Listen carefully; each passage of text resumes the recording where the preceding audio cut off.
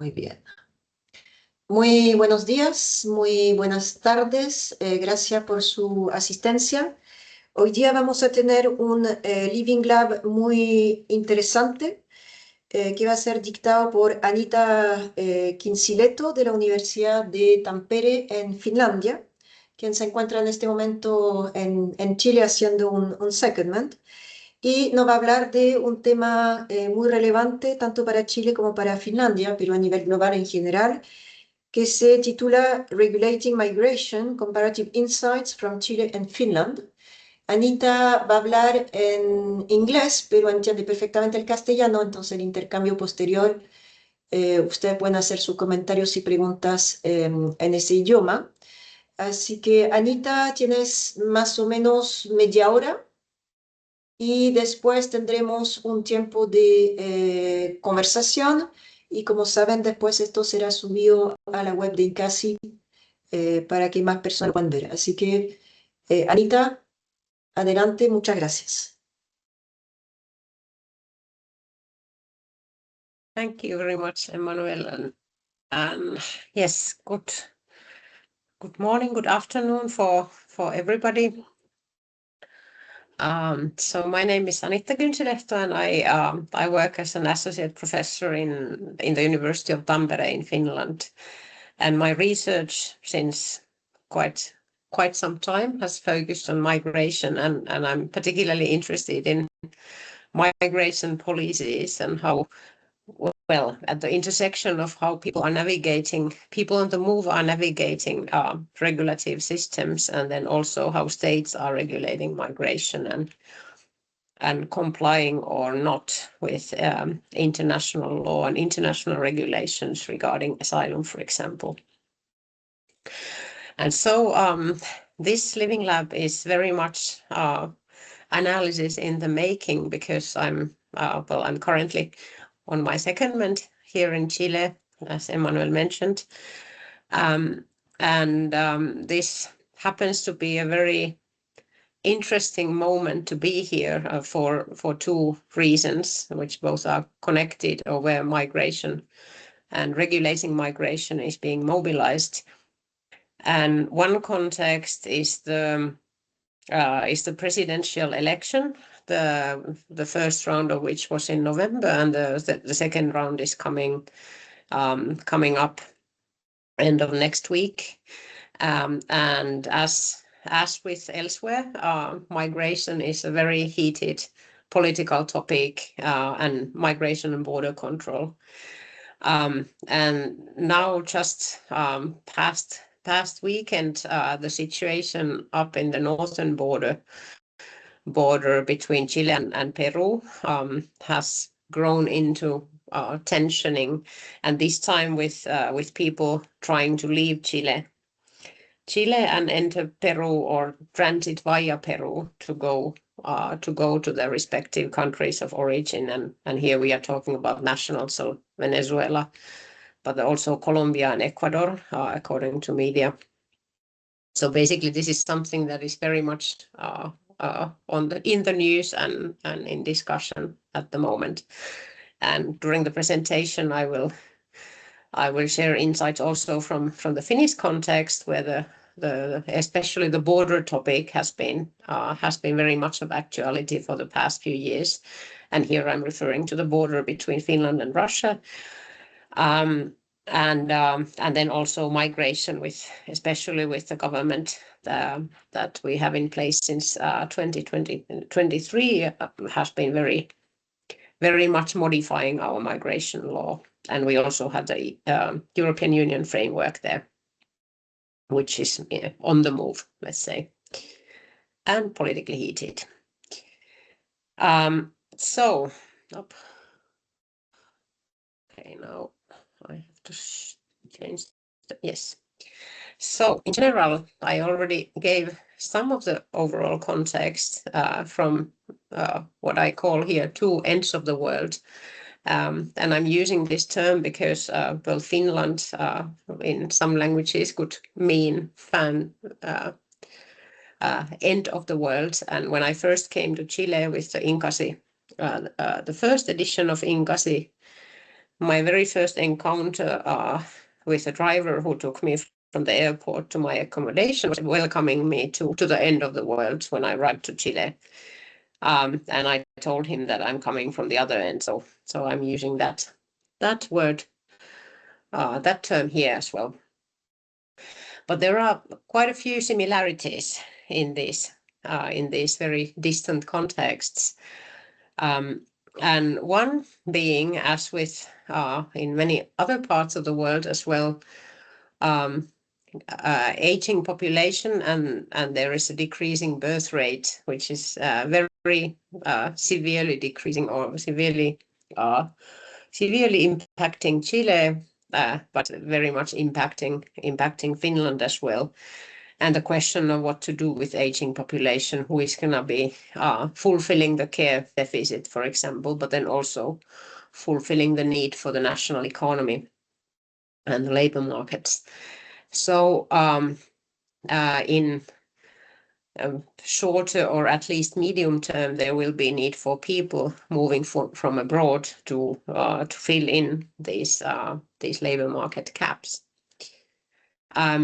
But despite this need and despite this analysis that has been prevailing for a long time, for the politicization of the topic of migration, we see in both countries, as with in so many other countries in the world, this very enhanced securitization of migration and the connected ensuing militarization of borders and border control that are connected processes where migration is framed as an existential threat, existential security threat to the society, so that the existence of the whole society would be or is framed as being under threat.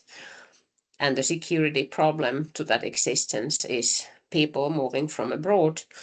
And that then justifies extraordinary means, including militarized means.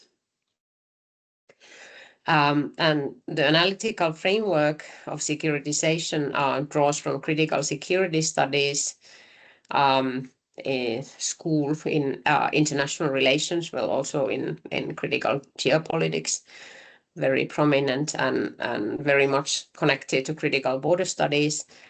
That has been developed by the Copenhagen School in the mid-90s.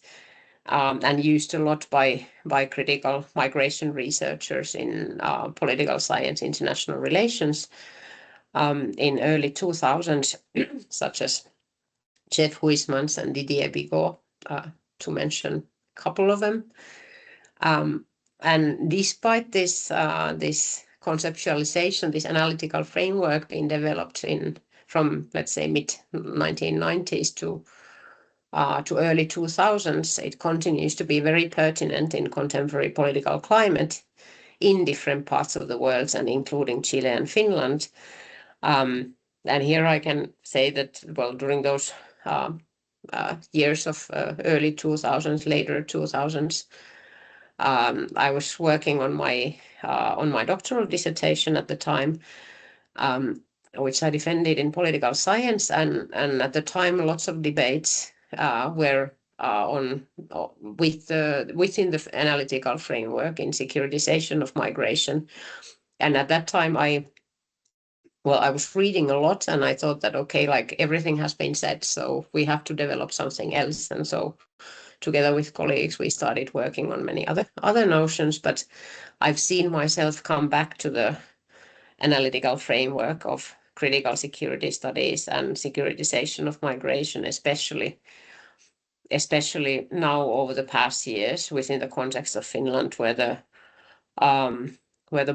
border with Russia has been under heated political debate, and due to a very small number of people who were crossing it in especially in 2023, but after the Russians, after Russia's war on Ukraine started in 2022. But anyways, yeah, I will mention some of the works we've done with colleagues on that border with the next slide. But let's see some of the similarities in the approaches in these two countries. And well, if we start with Chilean context, with the current migration law,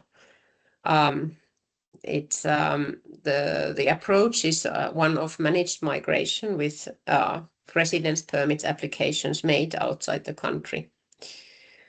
And this, since the law was the current law was endorsed in 2021.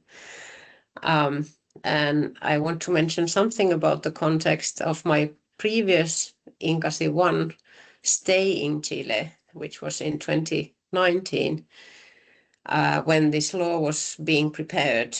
And I had the possibility to attend events where civil society organizations and academics were discussing how to ensure that migrants' rights are being accounted for in that law. But the big change at the time was that residence permit applications would not be made or changed done after one has arrived with a tourist visa, for example. But that if one is planning to move to Chile permanently, this application needs to be done before leaving for Chile. And that it has become difficult or even impossible, but practically colleagues here are saying to regularize one's residence after arrival, even with changing conditions and needs for doing so. And this especially over the past couple of years. Well, application processes in these applications made outside the country are lengthy. They are referred to taking some half a year, perhaps for a labor ground permits, which of course necessitates the employer to be patient if willing to second the application, the residence permit application for the person to be employed. And then, like fourth item, I would say here is the law that the legal frameworks that I will speak of after I present some of the similarities with Finland. So, as with Chile, managed migration with residence permit applications made outside the country is the approach. And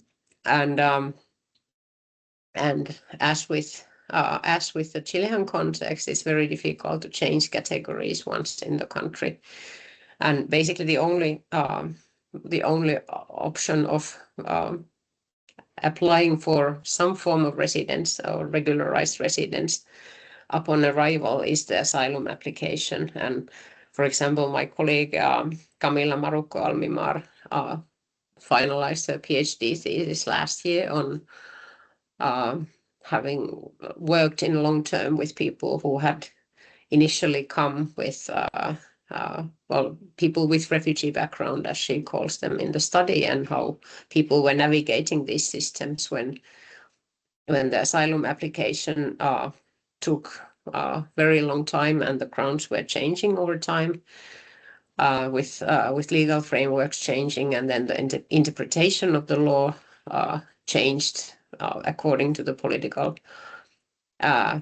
constituencies in place at the time. But then it became increasingly difficult to change one's category once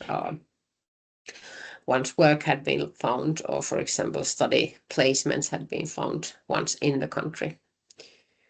Well, application processes being very lengthy, and this, as with the context of Chile, applying to people who are applying for permits on the grounds of employment. And in the Finnish context, there are a few companies who are well, for once they are very notorious in being the highest taxpayers in the country, and then the employers who are employing lots of foreign specialists, and these companies, especially working in game industry or IT sector, they are complaining that they cannot compete with experts when these resident permit applications and take months and months, and people are actually being offered easier solutions in other countries. So this is actually something which is very negative to the national economy if anything is if nothing is done. There are some measures taken, but I haven't really seen what the real outcomes of these changes have been, or promises that at least for some categories these processes would be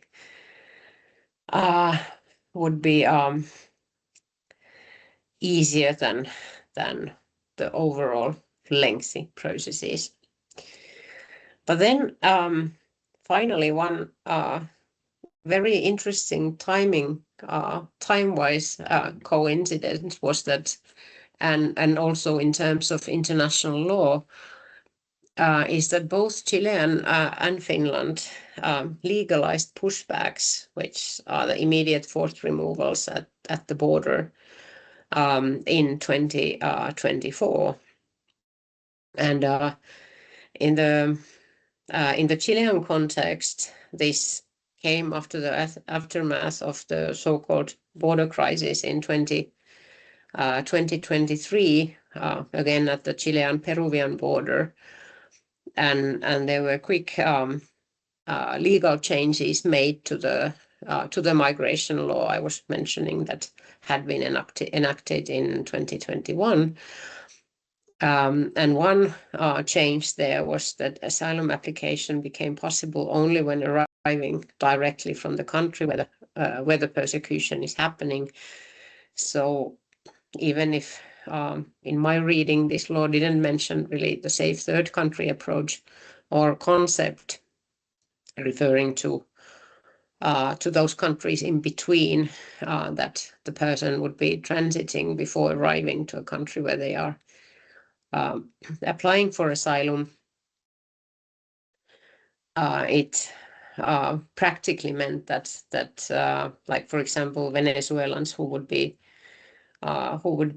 traveling via Peru or Bolivia, they wouldn't be able to apply for asylum once they reached Chile, because they thought that they should have stayed in those countries in between where the direct persecution is not happening, and that they would need to apply for asylum there if they're planning to do so. And in the Finnish context, the pushbacks were legalized the same year, 2024, and this was happening after the events in 2023, where like unusually big number of people in the Finnish context arrived via our long land border with Russia and via different entry points there. And what happened in 2024, it was actually at the very final months of the basically the main events were happening during the period of 1 month in 2023, when in mid-November our border agency informed that there are unusually big numbers arriving of third country nationals, so non-Russian citizens arriving via eastern border, and that they were applying for asylum in Finland. And this was very quickly framed by our new government at the time, as instrumentalized migration and hybrid warfare, perceived or framed as being part of Russia's war against many European countries, against Europe, and as part of the threatening threat operations conducted alongside the active war in Ukraine. And with my colleague Daria Krivonos, we have written a couple of short analytical pieces on on like criticizing this way in which this movement of these people was framed as instrumentalized migration and hybrid warfare, and how these concepts are mobilized to permit extraordinary measures. And the extraordinary measure that was then undertaken, or very extraordinary measure, was this was a law that was enacted in July 2024 that de facto legalized pushbacks at the eastern border. So basically, the modification of the border law in place that stated that people who would be that in the case of mass arrival of people from the eastern border, Finland would suspend the right to seek asylum in the country. And that was a very there was a very heated process leading to that law, and lots of experts from different branches of legal studies and from critical migration studies were arguing how such law is against international law, against European Union law, and against our constitution. But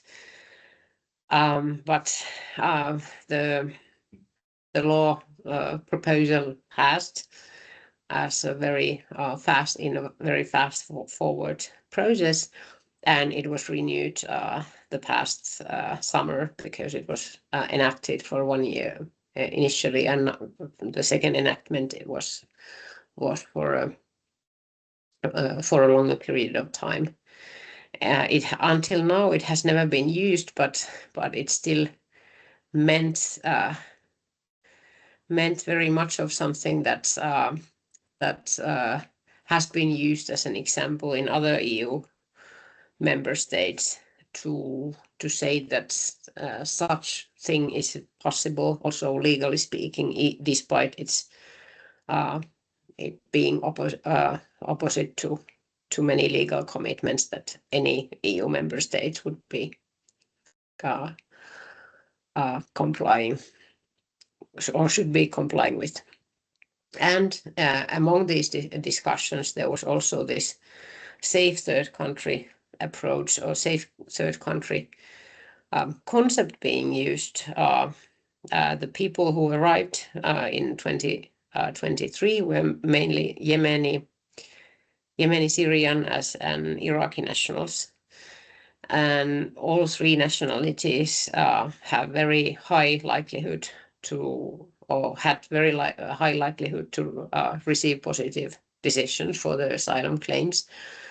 But still, the concept or the approach was used by saying that Russia would be a safe country for them, so they would not need to continue their journeys onwards, and hence they wouldn't be entitled to seek asylum in Finland or be granted asylum in Finland. Well, when the safe third country concept started to appear in the political discourse, that started to sound very paradoxical, because at the same time in Finland, like many other measures have been applied due to the threat of Russia, including the NATO membership and high or huge increase in military spending. And then in other contexts, we keep hearing that Russia is a safe country. people to go. And yeah, and the border being closed fully in the end of 2023. Yeah. Well, differences in the approach. I mentioned earlier that the legal framework or the approach of having people apply for permits outside is a new change in the Chilean context, and it does mean quite a radical change vis-a-vis earlier flexible system, also in the regional migratory space, where a circular migration or migration based on needs from one country to another has been the longer term tradition, and this has been also enabled by the on-site regularization. So basically the possibility of applying for more permanent or more formal status once in the country.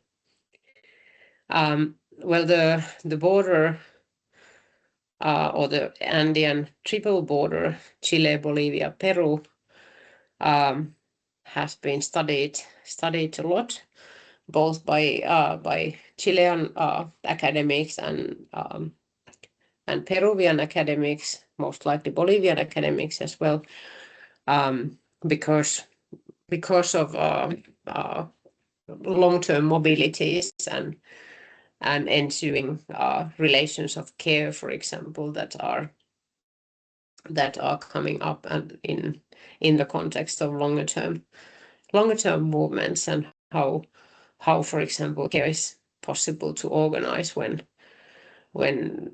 borders become more difficult to cross, or there are more requirements for being on site in different places. But this is like part of the like longer term migration dynamics in that context, and these legal frameworks not always enable such dynamics to function. Well, here we can take example of the eastern border I was mentioning between Finland and Russia, that has been closed since mid-December 2023, and this full closure of the border has meant also that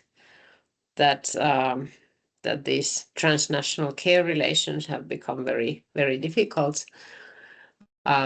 Russian nationals continue to be one of the biggest migrant groups, and also we have citizens with like double citizens with Russian citizenship as well, whose, say, aging parents might be on the other side of the border, not that far from the Finnish city where the people are living, but because the whole land border is closed, the options are either to cross by northern Norway land border, which continues to be open, or the one land border crossing that is still open in Estonia, with quite severe uncertainty that it might be closed as well, because at any time.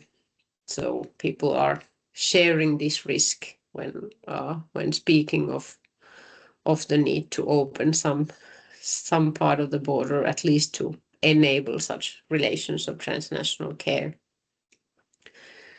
Well, in Chile, if we think of the regional migratory space, or the regional migration framework within South America, well, in Finland, the difference is that Finland is connected with, contributing to, and bound by European Union legislation. Well, I have to say, at least on paper, because as I mentioned with the pushback law, that was clearly against European legislation, it was still passed, and it was not being notified of by the European Commission or by the European